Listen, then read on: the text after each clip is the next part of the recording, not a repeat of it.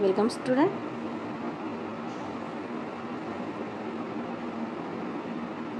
कधी कधी आपल्याला अचानकपणे थंडी ताप येतो, मग तेव्हा आपण डॉक्टरांकडे जातो.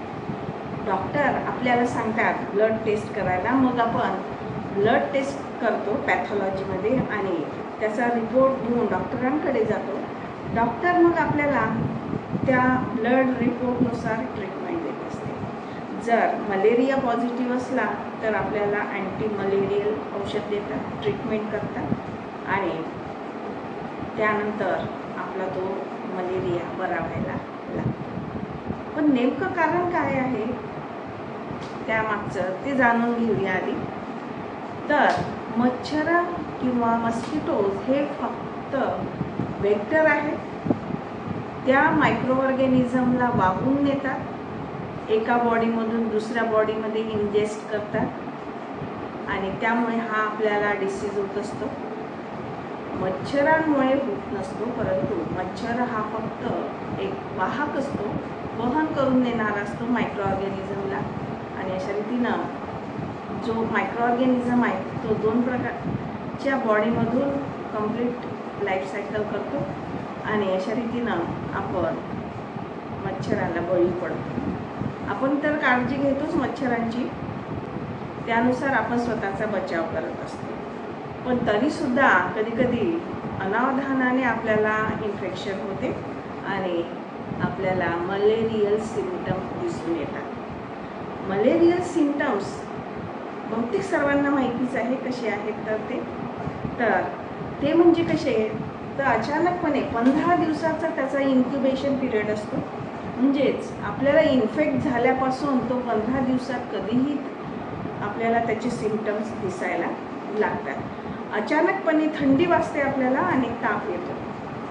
अचानकपणे डोकं दुखायला लागते, अंगदुखी असते, हेडॅक, मसल्स ॲक्नी असे आपल्याला सिम्पटम दिसतात. जर आपण दुर्लक्ष केलं त्याकडे, वेळेवर जर ट्रीटमेंट घेतली नाही तर ते सिरियस सुद्धा होऊ शकते. सिरियस म्हणजे पुढे काय होते की ते इन्फेक्शन पहिल्यांदा आपल्याला ब्लडमध्ये, जसे आपल्या बॉडीमध्ये मायक्रो ऑर्गॅनिझम एंट्री झाले तसे ते सगळ्यात सुरुवातीला एंट्री घेतात आपल्या लिव्हरमध्ये. लिव्हरमध्ये त्यांची संख्या वाढते, रिप्रोडक्शन होतं, त्यांची संख्या वाढत जाते आणि खूप संख्या वाढल्यानंतर ते लिव्हरमधून मग ब्लडमध्ये मिक्स व्हायला लागते. ब्लडमध्ये मिक्स झाले की आपले RBC डॅमेज करते आणि सिव्हिअर RBC डॅमेज करून आपल्याला फटीगनेस येतं, फटीग होतं आणि मग हळूहळू ते ब्लड थ्रू आपल्या ब्रेनकडे जाते. ब्रेनला इन्फेक्शन होते, सेरेब्रल इन्फेक्शन, आणि त्यानंतर आपण कोमामध्ये जाऊ शकतो आणि फायनली डेथसुद्धा होऊ शकते. म्हणून वेळेत ट्रीटमेंट घेणं अतिशय आवश्यक आहे. तर सर्वात महत्त्वाचं म्हणजे आपण आपली स्वतःची काळजी घ्यायला हवी आणि जर झाला इन्फेक्शन तर आपण वेळेमध्ये डॉक्टरांकडे जाऊन त्यांच्या डायग्नोसिसनुसार, त्यांच्या प्रिस्क्रिप्शननुसार आपण औषधं घेतलीच पाहिजे आणि अशा रीतीनं मग हा साधा डिसीज बरा होऊ शकतो, अन्यथा तो जीवघेणासुद्धा ठरू शकतो. तुम्हाला थोडंसं डिटेल मायक्रो ऑर्गॅनिझम प्लाझ्मोडियमबद्दल सांगते. हा प्लाझ्मोडियम जेव्हा एखाद्या पर्सनला इन्फेक्ट झाला असतो, पर्सन पॉझिटिव्ह असेल, जर त्याला दुसरे मच्छर येऊन चावले, बाईट झाले, तर ते प्लाझ्मोडियम मॉस्किटोच्या बॉडीमध्ये एंट्री घेते.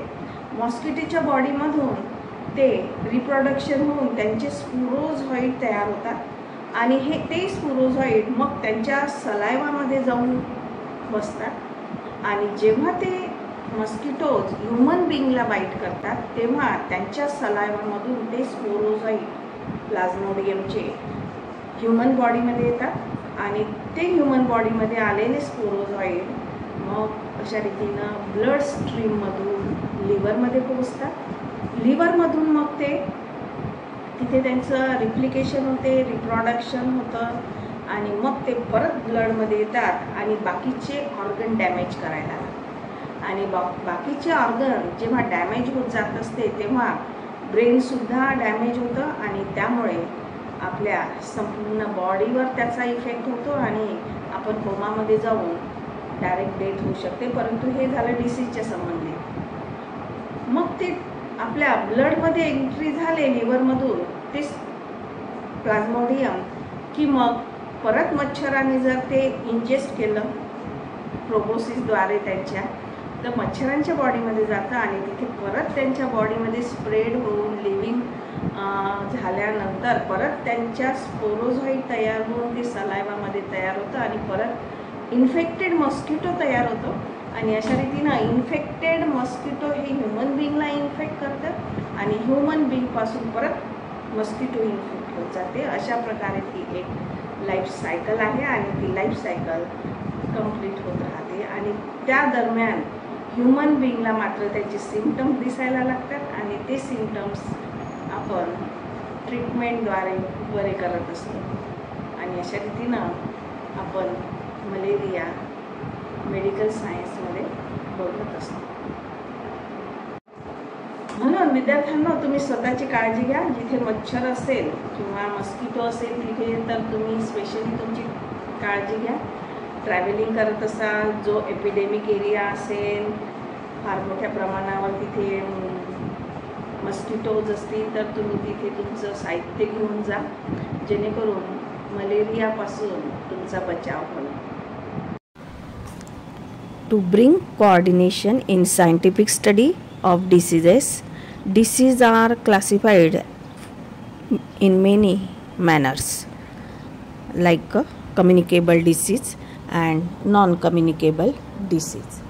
Communicable disease means disease that can be passed from one organism to another, caused by microorganisms such as bacteria, virus, fungi and protists are called communicable disease. Non-communicable disease are that which does not spread from one organism to another, which can cause by genetic factors and personal lifestyle. Causal agents are spread by direct contact to another person or by any medium like air, water, food, insects and other animals, which are called as infectious diseases. Mosquitoes lay the eggs in waterlogged places and thereby their population increases. Different species of mosquitoes spread different diseases. Malaria is spread by female Anopheles, while elephantiasis by female Culex. Dengue is spread by Aedes aegypti.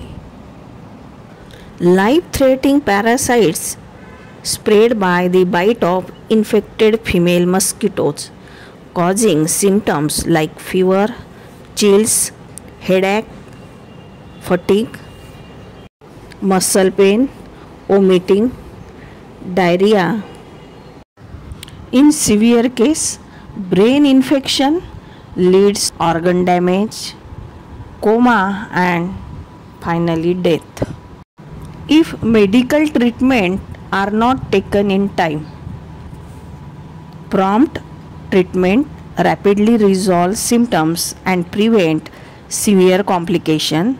In severe cases, anti-malarial drugs are requiring.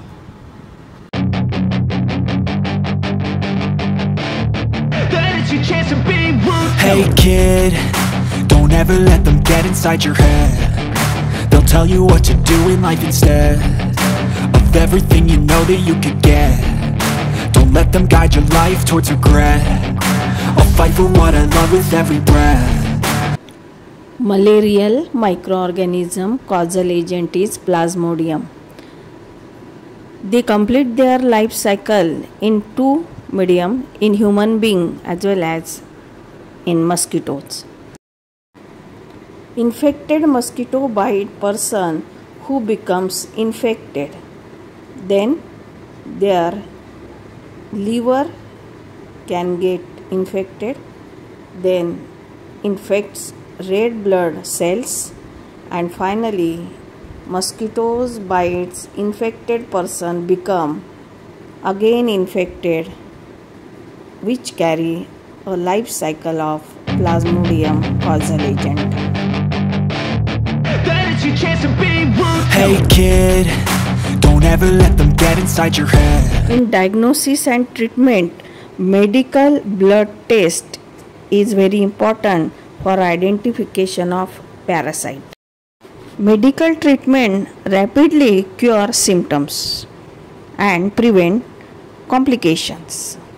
Anti-malarial drugs are required. Use insect repellent. Wear long sleeves shirts and pants. Sleep under insecticide treated bed net. Take anti-malarial medication as prescribed by your doctors, especially if traveling through an area where malaria is very common.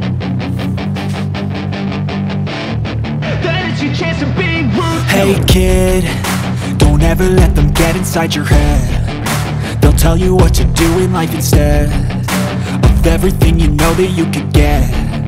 Don't let them guide your life towards regret. I'll fight for what I love with every breath. My past is filled with things I won't forget. I use